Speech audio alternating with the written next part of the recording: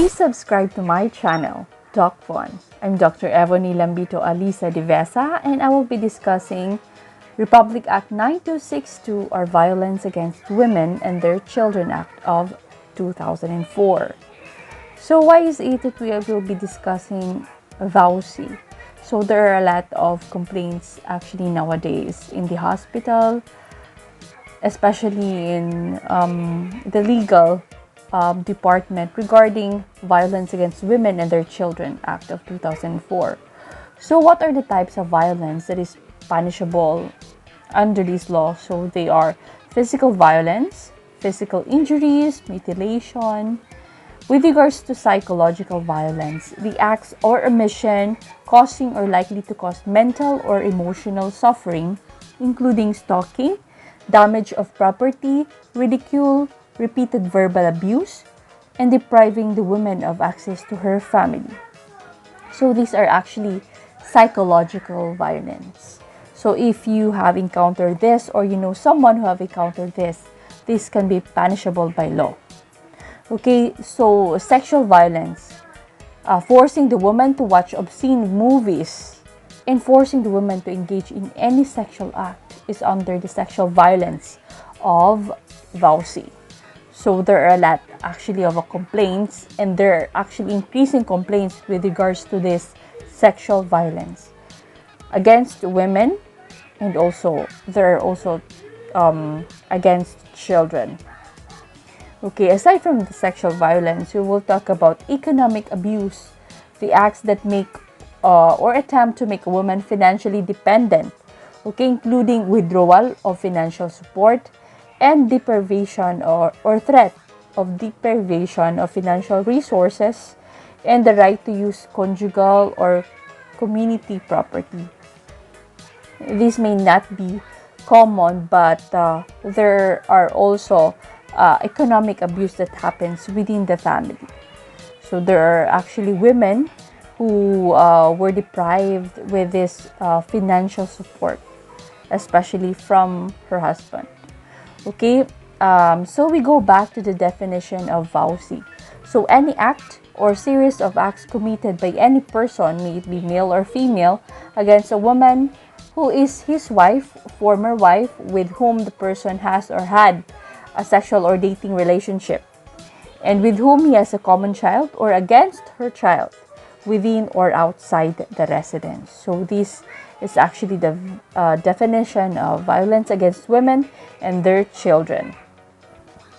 So you must be familiar with this definition. So you may know what is the definition of VAWC, of course. So aside from this, it will result or likely to result in physical, sexual, psychological harm or suffering, or economic abuse, including threats of such acts. I have discussed this prior. So battery, assault, coercion, harassment, or arbitrary deprivation of liberty. So this include with regards to the definition of violence against women and their children. Okay, so be sure you are taking notes or be familiar with this definition of VAWC. So who are protected? Okay, women and their children, or children of the abused woman. Okay, they are actually protected by this law, Violence Against Women and Their Children Act of 2004. So aside from who are protected, who are liable?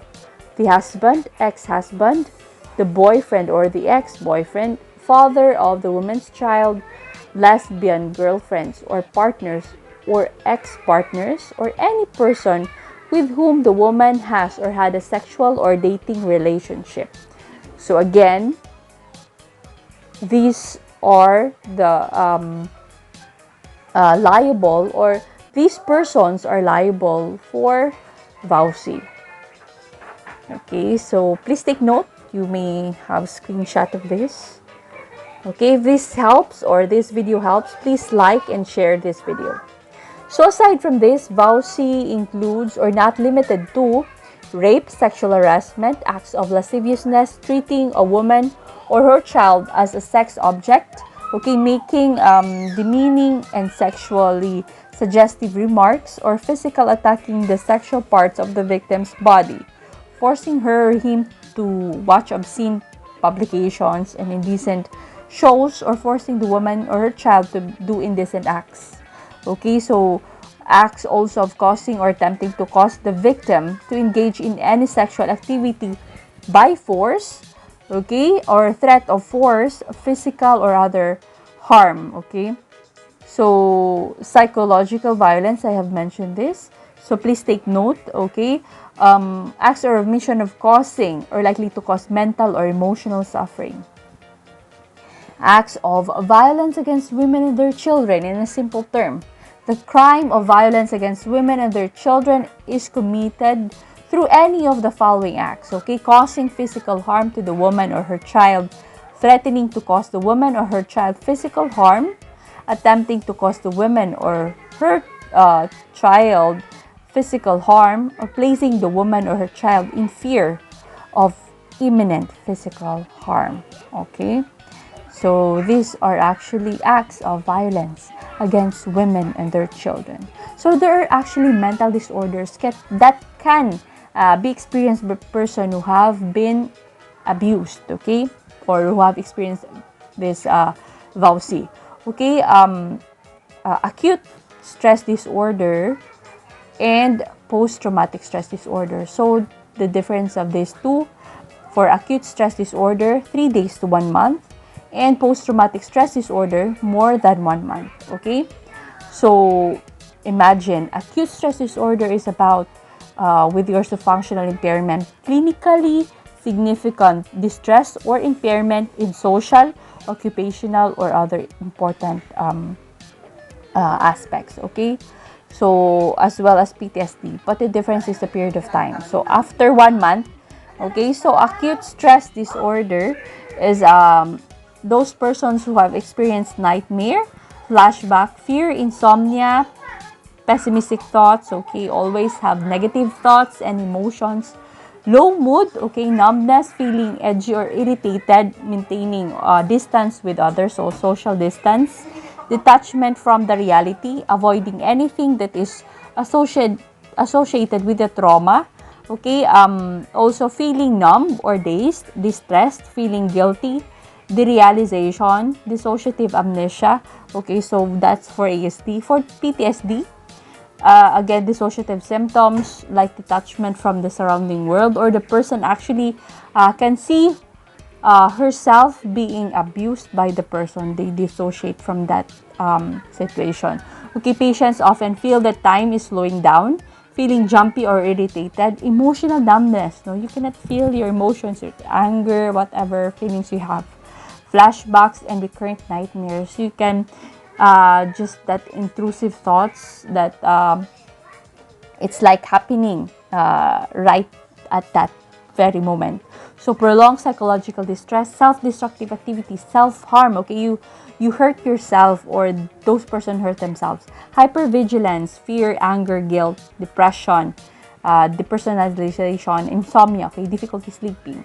Okay, according to World Health Organization, this violence actually can be prevented. So there are evidence with regards to prevention of this violence. So you have to know about this, because there are a lot of people whom you can help, or this actually can help you as well if you are a victim of this abuse. So childhood violence and adult health, okay? So there is increased risk of health behaviors and conditions as adults for individuals experiencing 4 or more adverse childhood experience in childhood, okay? Abuse, neglect, and household dysfunction. Okay, as mentioned here, there are actually mental disorders that, or factors that can be affected, okay? Developing safe and stable nurturing relationships between children and their parents and caregivers is very crucial. So children at greater risk of being abused when parents have little understanding of child development. They get irritated, they get easily angry. and they are less affectionate and responsive. Use harsh or inconsistent punishment. So if you have seen my video about what to avoid with regards to talking to your kids, please watch it. Early relationships are central to a child's development. So it affects brain development. It affects social, emotional, intellectual development, and also lack of safe, stable, nurturing relationships in childhood can have long-lasting effects. It can cause anxiety, low self-esteem, difficulty forming relationships, and increased risk of violence. So they can be prone to abuse because of these reasons. So they have been in the family with these lacking features. Safe and stable nurturing relationships. We can actually have early primary prevention by parenting programs. Parenting nowadays is very important. Parent and child programs, preschool education, family support, and child health services. And so social support is also important. So peer support for parents, and also media intervention to raise awareness and knowledge. So reducing availability and harmful use of alcohol. So there is actually a strong link between alcohol and violence. So it affects physical and cognitive function. Beliefs that alcohol causes aggression, dependence, or failure to fulfill care duties and prenatal exposure. It has developmental effects. So drinking a coping mechanism in victims and common risk factors. So 30% of violence happens during this. Reducing access to these lethal means like weapons. So safer storage. For the prevention. Legislative measures, we actually have banning weapons. Especially unlicensed weapons that can actually be the source of these violence. So some evidence of success, mainly firearms legislation and elsewhere. Evidence. So reducing access to lethal means of guns, knives, pesticides. So lethality of violence can depend on means used. So 3 lethal means that account for significant proportion of homicide and suicide. So these violence can be avoided if we avoid using these firearms. Also knives. These are actually available at home. So other than that, promoting gender equality to prevent violence. So school-based interventions addressing gender norms and attitudes, and safer dating. We actually doesn't have these programs at school, but safer dating. There are a few, but most likely not common.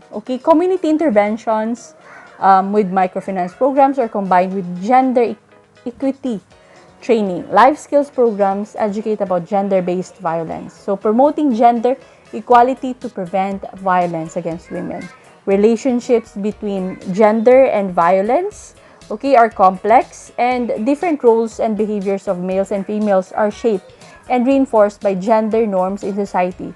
Difference in these roles and behaviors can create gender inequalities, which can actually increase the risk of violence by men against women and hinder victims' ability to remove themselves from violence and seek support. So challenging ideas that one sex has more power and control over another, a reason for violence against women. So these are actually prevention. So mass media, actually social media can actually help for the prevention of violence, providing messages on health behavior to a wide audience, and education. Social marketing, targeting specific groups or correcting misperceptions of cultural norms. Laws and policies, implementing laws that make this violence be prevented. Limited evidence with regards to other things. Changing cultural and social norms can actually influence prevention of violence. So we have this with regards to child maltreatment. Physical punishment is a normal part of rearing a child. No, it's not. Intimate partner violence. A man has the right to discipline female behavior. No, of course not. Sexual violence. Sexual activity is a marker of masculinity. strongly disagree. Okay, your youth violence, okay, so is acceptable way of resolving conflict. Of course not. Suicide and self-harm is not, okay, advisable. It's not tolerated. Okay, mental health is important. So we have to screen and also referral. With those who are abused, you refer those people to the legal department, to the hospital for VAWC department, and also psychiatrist for psychological effect of this violence. Okay, you can actually refer them to me or inform me and message me if you know someone who are experiencing this violence. Okay, victim identification, care and support programs.